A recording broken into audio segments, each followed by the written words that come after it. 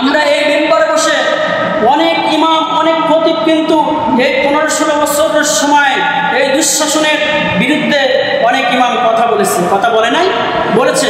আমরা কথা বলেছি নির্ভয়ে, কিন্তু অনেক ইমাম মুনাফিকের পরিচয় দিয়েছে, অনেক খতিব মুনাফিকের পরিচয় দিয়েছে। তারা কিন্তু ওই সময় কথা বলতে সাহস পায়নি চাকরির ভয়ে, তারা কথা বলতে সাহস পায় নাই যে সভাপতি সেক্রেটারির ভয়ে, তারা কথা বলতে সাহস পায় নাই যে ওই মেম্বার চেয়ারম্যান বা এলাকার মুরল মাতব্বার এলাকার যারা আওয়ামী লীগের নেতা আছে তাদের ভয়ে। এরকম লোক, এরকম ইমাম আমাদের সমাজে আছে না না? তারা কথা বলেনি, কিন্তু আল্লাহ রাব্বুল আলামিনের কাছে শুকরিয়া যে আমরা সব সময় এই 15-16 বছরের এই দুঃশাসনের বিরুদ্ধে কথা বলেছি, অন্যায়ের বিরুদ্ধে কথা বলেছি, জালেমের বিরুদ্ধে কথা বলেছি।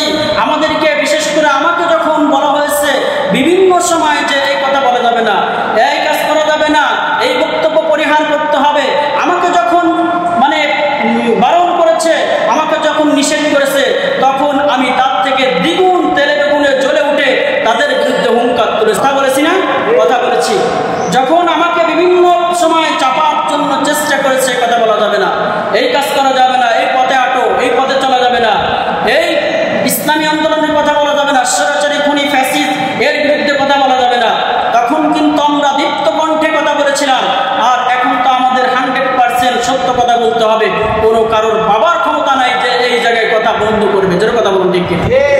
আমাদের যে সমন্বয়ক যারা রয়েছেন, এম নাহিদ সুন্দর করে কথা বলেছেন, তারপরে যারা রয়েছেন সার্জিস আলম, তারা সকলেই বলেছেন যে হুঙ্কার তুলুন জালিমের বিরুদ্ধে, জুলুম অবসান ঘটিয়ে এই বাংলার জমিনে এটা একটা সুন্দর সুজলা সুফলা শস্য শ্যামলা সুন্দর একটা রাষ্ট্রে আমরা পরিণত করতে চাই। আল্লাহ রাব্বুল আলামিন ওই ছাত্রদের এই মহা পরিকল্পনাকে কবুল করুক, আমরা বলি আমিন।